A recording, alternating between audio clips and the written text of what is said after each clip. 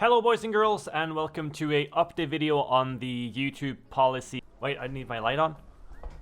I don't want to be completely yellow. That is way better. For the record, I am no representative for YouTube. I am no speech person for YouTube. I have just had a couple of law classes in the past. I'm kind of just trying to make sure that everyone knows roughly what's going on.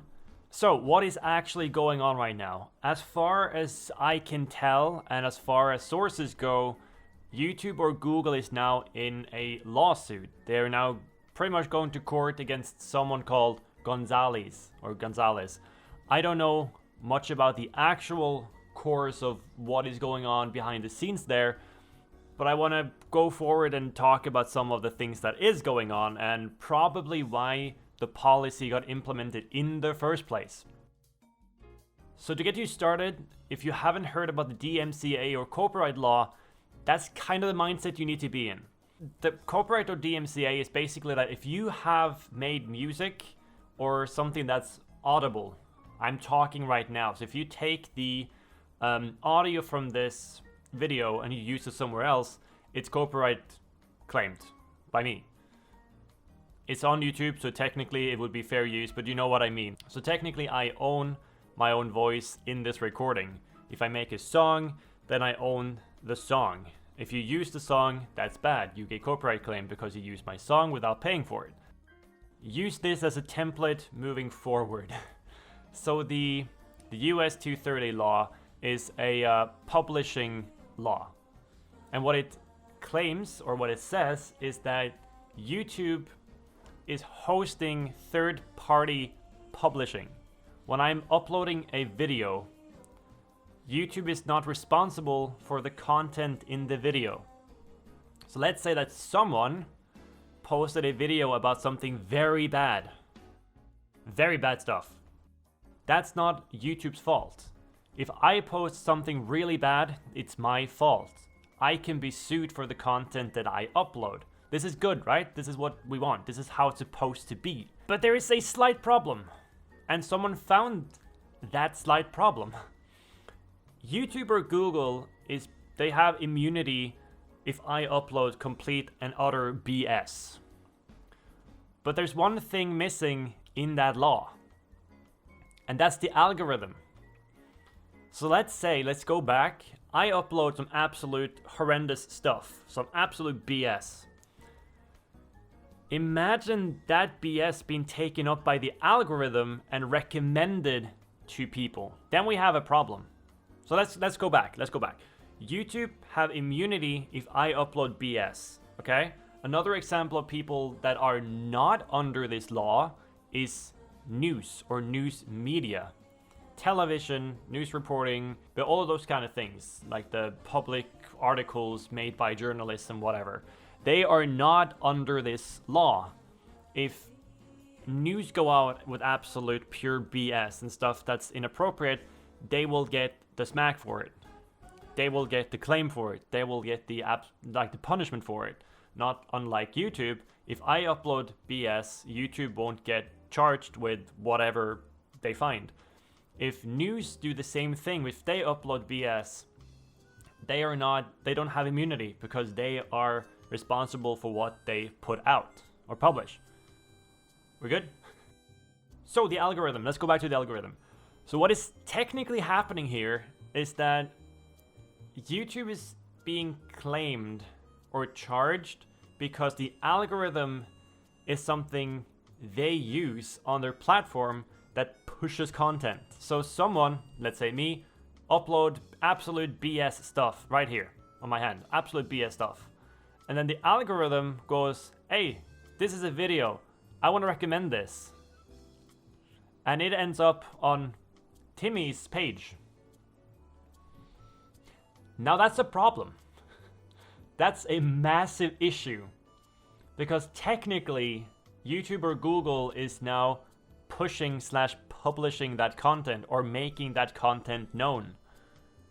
And this is where the legal party kicks in. And this is where there's a lot of discussion, what's going on. And this is where my entire everything stops. So I am not here to say this is wrong, this is right, blah, blah, blah. Whatever I just said could also be wrong, but by law, by the laws that I've read and I've learned and I've seen, that's the way that things work. So again, copyright law is... That looks really weird. Copyright law is helping people like, let's say I upload music. I'm a musician now, Freakii the musician. I make a song, I upload the song, I send in the papers, and it's mine. I have copyright claimed the piece of music that I have made. Now, Timmy goes and uses, he uses my song without my permission. He gets claimed for it because he didn't pay me money. 230 is giving immunity to the host of third-party publishing, like YouTube. So 230 gives Google immunity when I upload BS. But then comes the problem with the algorithm, where the algorithm is helping me who upload BS content, is helping to push that content onto Timmy's feed. You with me? Did that make sense? So that's where the massive issue comes in. And I believe, I don't know, I believe this is where the Gonzalez versus Google entire court thing comes into play. So I just want to say that the policy that I uploaded or published by YouTube or Google, I am not happy. I'm not satisfied with that.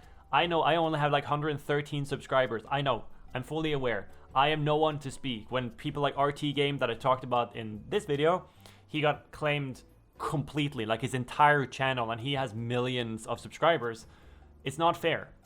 I'm not saying it is, but the policy in itself, I can kind of understand how it works now. So the way that I perceived and interpreted the policy is that the entire situation that I just explained with copyright and publishing and 230 and Timmy and all that kind of stuff, they had to put a stop or an end to that. So instead of saying, let's fix the algorithm, or let's fix our coding, our entire spaghetti noodle code, let's just ban everything that's not deemed remotely okay for YouTube.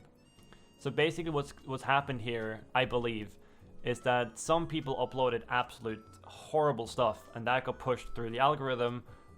Gonzalez picked this up and said, hey, yo, by the way, this is not okay. So what's very likely to happen, it's also possible it won't happen at all. I have no idea, but in my mind, what is possible, or at least plausible here, is that YouTube will be fined a very hefty fine for this problem. And then YouTube is going to be super strict afterwards, and the policy that we just got will actually stay. So it's very likely to ensure that people do not upload very bad stuff to YouTube, and it gets forwarded by the algorithm. So very likely the algorithm will stay. I believe that YouTube will get fined quite a lot for this. That just makes the most sense to me, at least. If there are lawyers that know more, especially about the US law, please comment down below. I have done some law, but not in the US. I know that you guys work with a completely different system than we do here over in Norway or Europe or Scandinavia.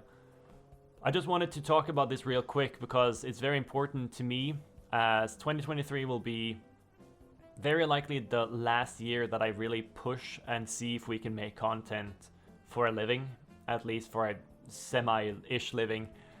So I just wanted to talk about this, and if I'm completely wrong, please correct me down in the comments. I would love to know if I'm wrong. I hate to be like misinforming people, but this is my understanding of the entire situation, and I want to upload this video just to make people a bit more calm about what's going on. Of course, YouTube being sued and whatever is, you know, big news, but at the end of the day, I'm pretty sure they will survive. If they made a mistake, they're gonna have to pay this massive fine, and then they're gonna write that in the law afterwards, or at least that's how it normally works.